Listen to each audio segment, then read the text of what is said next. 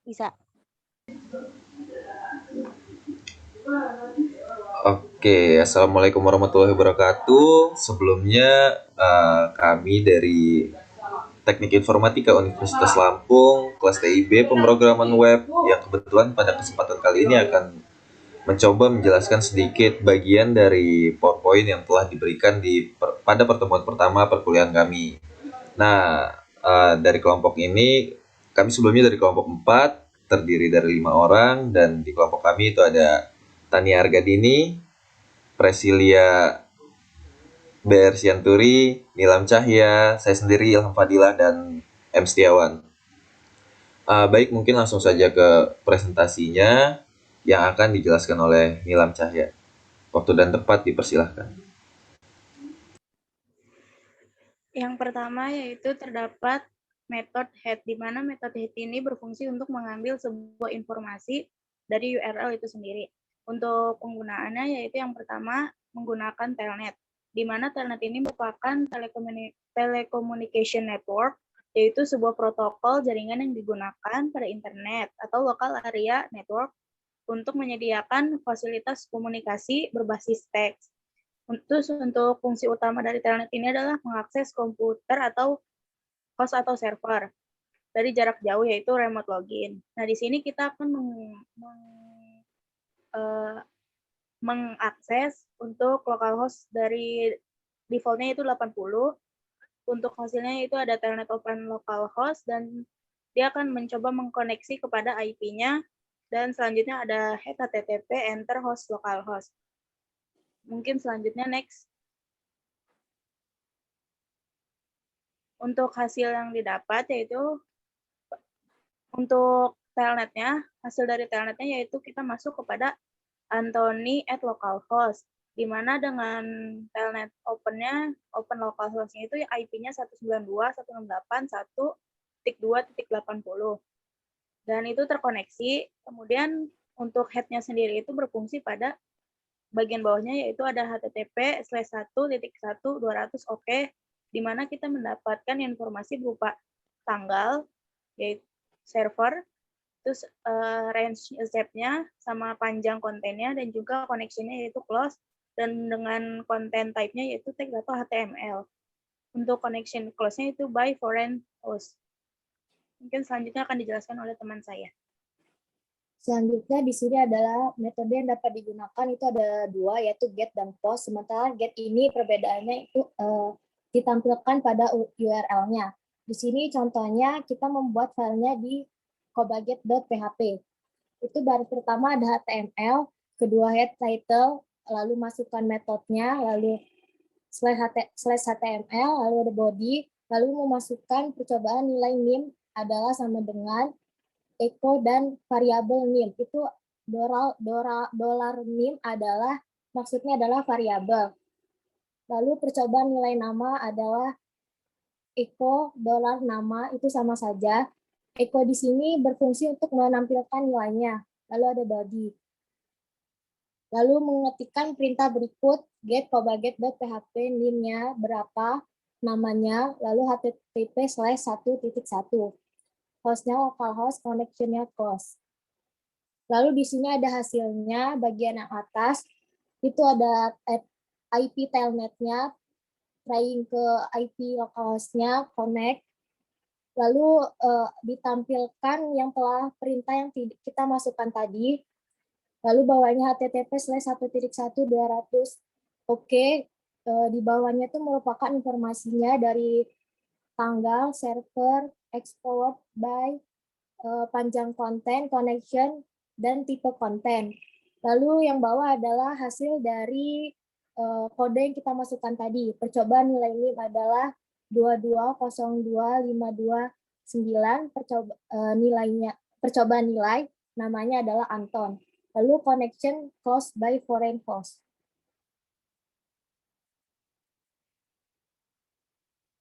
Kemudian saya akan menjelaskan tentang metode post, di mana terdapat istilah post pada HTTP. Post digunakan untuk mengirim data yang biasanya digunakan untuk menambah atau merubah data pada server.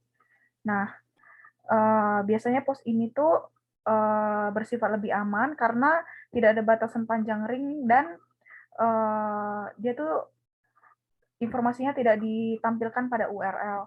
Nah, ini pada codingnya yaitu coba post PHP HTTP 1.1, kemudian hostnya adalah localhost. Lalu di sini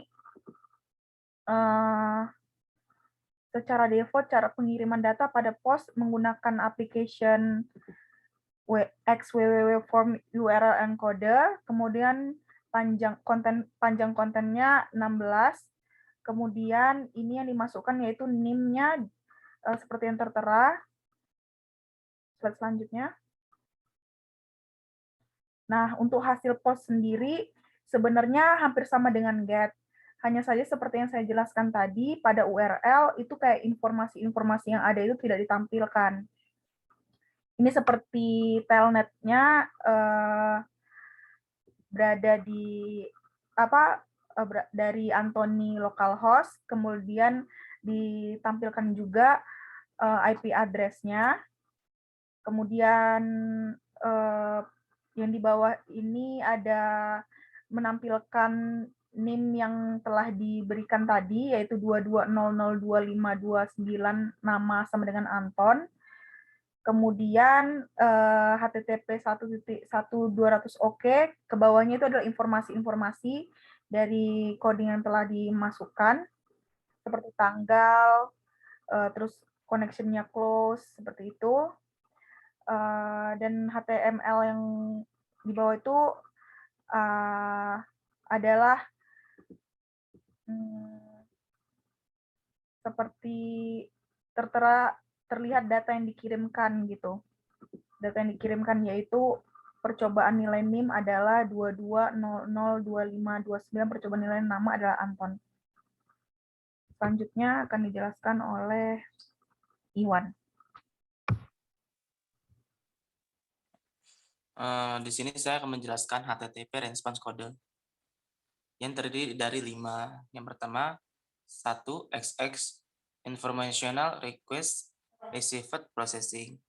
Nah, 1 XX ini artinya informasional, yang artinya itu permintaan diterima dan diproses. Yang kedua, 2 XX success action received understood accepted. Bahasa Indonesianya 2XX sukses. 2XX adalah sukses, yang artinya tindakan diterima, dipahami, dan diterima. Lalu 3XX prediction further action necessary. 3XX adalah artinya pengalihan. Artinya ini tindakan lebih lanjut untuk diperlukan.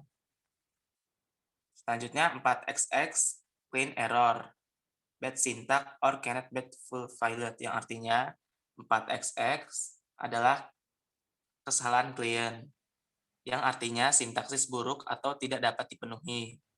Yang terakhir 5XX server error server failed, yang artinya 5XX adalah server error, yang artinya server gagal. Teknologi web yang terdiri dari front-end dan back-end. Front-end ini adalah teknologi web yang bertujuan berinteraksi dengan pengguna di level browser. Lalu back-end adalah teknologi web yang bertujuan berinteraksi dengan server, umumnya database. Selanjutnya dibaca oleh Ilham Fadila.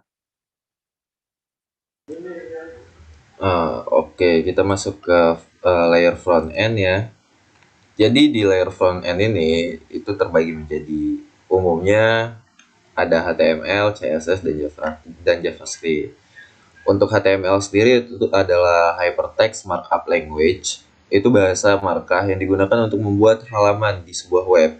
Jadi kayak kode baris dasar, script dasar dari sebuah web itu HTML. Nah, untuk variasi visualnya seperti bentuk, warna, terus itu border, spasi antar teksnya, itu kita bakal menggunakan CSS. Jadi CSS ini ada di bawahnya HTML. CSS nggak bisa berdiri sendiri. Biasanya di bawah PHP atau HTML. Untuk JavaScript juga dia sama seperti CSS, nggak bisa berdiri sendiri, ya harus ada HTML-nya dulu untuk menciptakan sebuah front end. Nah, untuk JavaScript sendiri itu lebih ke logiknya, kayak untuk validasi, terus itu selain validasi ada logika di dalam sebuah web itu diatur menggunakan JavaScript. Jadi CSS untuk visualnya dan HTML untuk kerangkanya, kurang lebih begitu di layer front end. Kemudian kita akan ke layer back end-nya. Slide selanjutnya. Oke, di layer back end ini terdapat programming language-nya. Jadi misal PHP, selain PHP juga ada MySQL dan banyak lainnya. Untuk programming language itu digunakan untuk menghubungkan antara web server dan database. Database itu bentuk nyatanya, tempat kita nyimpennya, dan web server itu software yang digunakan untuk ngatur back-end-nya. Nah, jadi ketiga aspek di dalam back-end ini juga saling berkesinambungan. Kurang lebih mirip-mirip, cara kerjanya sama front end tadi di dalam ketiga aspeknya ya. Cuma beda penyebutan aja, bukan beda penyebutan sih, beda faktor-faktornya aja. Ya, kurang lebih begitu penjelasan dari layer back end dan front end, dan sekian juga penjelasan dari kelompok kami. Sekalian saya tutup dan saya akhiri, kurang lebihnya mohon maaf. Assalamualaikum warahmatullahi wabarakatuh.